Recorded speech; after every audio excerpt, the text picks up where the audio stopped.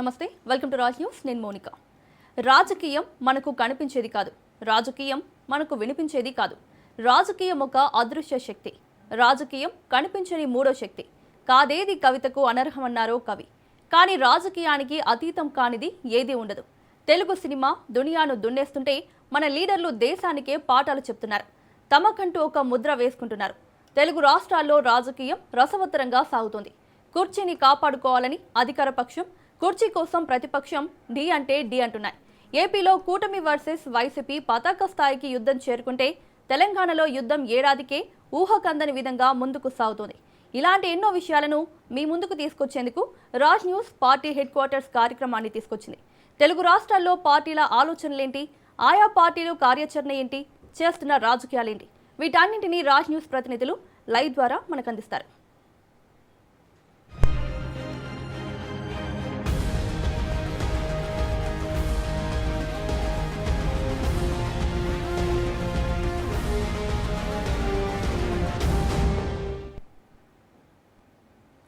BRS నేత హరీష్ రావు సంచలన comments చేశారు.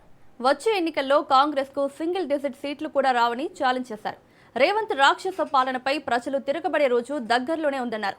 వచ్చేది కేసీఆర్ రాజ్యం, రామరాజ్యం అని హరీష్ అన్నారు. ప్రజాపాలన పేరుతో ప్రజల భూములపై ప్రభుత్వం కన్నేస్తోందని బీఆర్ఎస్ ఆరోపించింది. వెలుగుమట్ల నుంచి పరిగి వరకు ఇదే పరిస్థితి కొనసాగుతోందని మాజీ మంత్రి హరీష్ రావు విమర్శించారు. ఇండస్ట్రియల్ పార్క్ పేరిట సుమారు 1200 ఎకరాల ఎస్సీ ఎస్టీ రైతుల భూములను ప్రభుత్వం స్వాధీనం చేసుకోవడం దుర్మార్గమని అన్నారు. రైతుల భూములను బలవంతంగా తీసుకునే ప్రయత్నం జరుగుతోందని ఆరోపించారు. ఈ వ్యవహారంపై ఆధారాలతో సహా వాస్తవాలను ప్రజల ముందుకు తీసుకువస్తున్నామని తెలిపారు. సూర్యుని చుట్టూ భూమి తిరిగినట్లే భూముల చుట్టూ సీఎం రేవంత్ రెడ్డి తిరుగుతున్నారని హరీష్ రావు ఆరోపించారు. రైతుల భూములను కాపాడేందుకు పోరాటం కొనసాగిస్తామని బీఆర్ఎస్ నేతలు స్పష్టం చేశారు.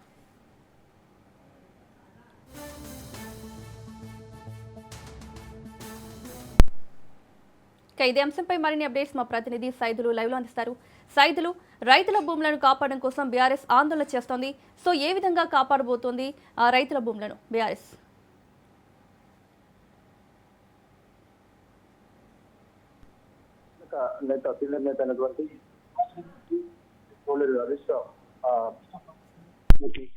భూములపైన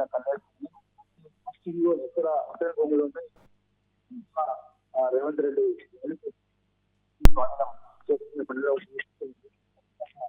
కాపాడుతామని కూడా మంచి మొదలుకొని రాష్ట్రంలో నెలకొల్ని కూడా చూసాం. మనం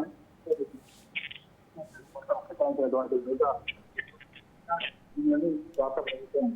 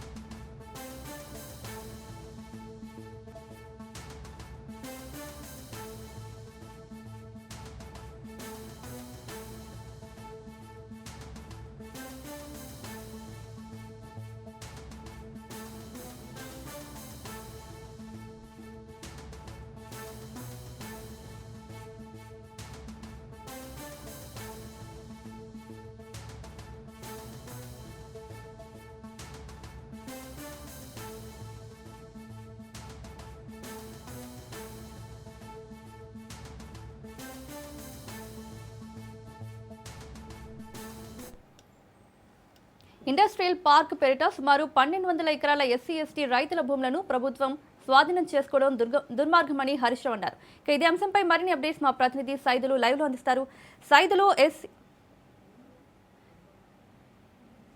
ఎస్సీ ఎస్టీ రైతుల భూములపై బీఆర్ఎస్ ఆందోళన చేస్తోంది. నెక్స్ట్ బీఆర్ఎస్ కార్యాచరణ ఏ విధంగా ఉండబోతోంది ఈ విషయంపై? ప్రత్యేక కార్యాచరణకు బీఆర్ఎస్ పార్టీ సిద్ధం అవుతుంది. పరిగి నియోజకవర్గం కల్లాపూర్ లో అక్కడ ఉన్నటువంటి ఎస్సీ ఎస్టీ రైతుల భూములని ఇండస్ట్రియల్ పార్క్ పేరిట రాష్ట్ర ప్రభుత్వం స్వాధీనం చేసుకోవాలని చూస్తుంది. దాదాపుగా 1200 ఎకరాలు సాగులో ఉన్నటువంటి భూములని రాష్ట్ర ప్రభుత్వం రైతుల నుంచి లాక్కోవాలని చూస్తుంది. సో గత కొన్ని రోజుల నుంచి కూడా రైతులు ఆందోళన చేస్తున్నారు, నిరసన తెలియజేస్తూ. సో వాళ్ళు అక్కడ కొనసాగిస్తున్నారు నిరసన. దానికి వారికి మద్దతుగా మేము ఇవాళ హైదరాబాద్ నుంచి పరిగి వెళ్తున్న సమయంలో మార్గ మధ్యలో ఇక్కడ అప్పా జంక్షన్ వద్ద పోలీసులు అడ్డుకున్నారు. మమ్మల్ని అందరినీ కూడా అరెస్ట్ చేశారు. రాష్ట్ర ప్రజలన్నీ కూడా గమనిస్తున్నారని కూడా హరీష్ రావు అన్నారు. సో రైతుల పక్షాన మేము పోరాటం చేస్తుంటే ఎందుకు అరెస్ట్ చేస్తున్నారు, ఎందుకు మమ్మల్ని జైల్లో పెడుతున్నారు అని చెప్పేసి కూడా ఆయన తీవ్ర స్థాయిలో రాష్ట్ర ప్రభుత్వం అవలంబిస్తున్నటువంటి తీరు పట్ల ఆయన మండిపడ్డారు. కాబట్టి ఖచ్చితంగా పరిగి నియోజకవర్గంలో ఇండస్ట్రియల్ పార్క్ పేరిట 1200 ఎకరాల భూముల్ని, సాగు భూముల్ని రైతులు స్వాధీనం చేసుకునే పనిలో ఉన్నారు. కాబట్టి సో ఖచ్చితంగా వాటిని కాపాడుకుంటామని చెప్పేసి కూడా ఆయన అన్నారు. సో సైదులు, అలాగే నెక్స్ట్ వచ్చేది కేసీఆర్ ప్రభుత్వమే, రామరాజ్యం వస్తుంది అనేసి అంటున్నారు. సో ఏ విధంగా పార్టీని ముందుకు తీసుకెళ్లబోతున్నారు? సో ఇప్పటి నుంచే ఎలక్షన్ కోసం తీవ్రంగా కష్టపడుతున్నారు అనుకోవచ్చా? ఎస్, 2 ఏళ్ల తర్వాత ఖచ్చితంగా రామరాజ్యం, కేసీఆర్ రాజ్యం రాబోతుంది. ప్రజలు ఎవరు కూడా అధైర్యపడాల్సిన అవసరం లేదు. బీఆర్ఎస్ పార్టీ శ్రేణులందరూ కూడా ధైర్యంగా ఉండండి. రాష్ట్ర ప్రభుత్వం అవలంబిస్తున్న తీరు పట్ల పోరాడండి అని చెప్పేసి కూడా ఒక పిలుపునిచ్చారు మాజీ మంత్రి హరీష్ రావు. కాబట్టి సో ఇప్పుడు ఉన్నటువంటి పరిస్థితుల్లో ఇచ్చినటువంటి హామీలు కాంగ్రెస్ పార్టీ నెరవేర్చలేకపోతుంది. కాంగ్రెస్ పార్టీ పైన తీవ్ర వ్యతిరేకత ఉంది. కాబట్టి సో ఇప్పటి నుంచి ప్రజల లో ఉంటూ ప్రజల సమస్యలపైన పోరాటం చేస్తే ఖచ్చితంగా రామరాజ్యం, బీఆర్ఎస్ రాజ్యం, కేసీఆర్ రాజ్యం ఖచ్చితంగా వస్తుందని చెప్పేసి కూడా ధీమా వ్యక్తం చేశారు హరీష్ రావు. కాబట్టి రాష్ట్రంలో ఎక్కడ అసైన్ భూములు ఉంటే అక్కడ గద్దల్లా ప్రభుత్వం వాలిపోతుంది, ఆ భూములను స్వాధీనం చేసుకోవాలని చూస్తుంది. సో ఇవాళ కోహెడలో అదే జరిగింది.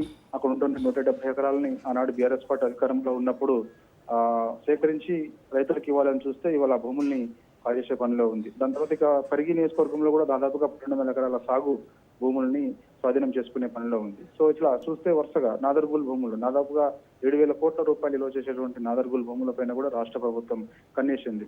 ప్రైవేటు వ్యక్తుల భూములను కూడా కొంత కబ్జా చేసే ప్రయత్నం చేస్తుంది. వట్టినాగులపల్లిలో ప్రైవేటు వ్యక్తుల భూముల్ని మంత్రి, రాష్ట్ర ప్రభుత్వంలో ఉన్నటువంటి ఒక మంత్రి కుమారుడు కబ్జా చేసే ప్రయత్నం చేస్తున్నారు. సో ఇక్కడే కాదు, హైదరాబాద్లే కాదు, రాష్ట్రంలో ఎక్కడ చూసినా కూడా ఎక్కడ భూములు ఉంటే అక్కడ గద్దల్లా వాలిపోయి ఆ భూములను స్వాధీనం చేసుకోవాలని చూస్తుంది.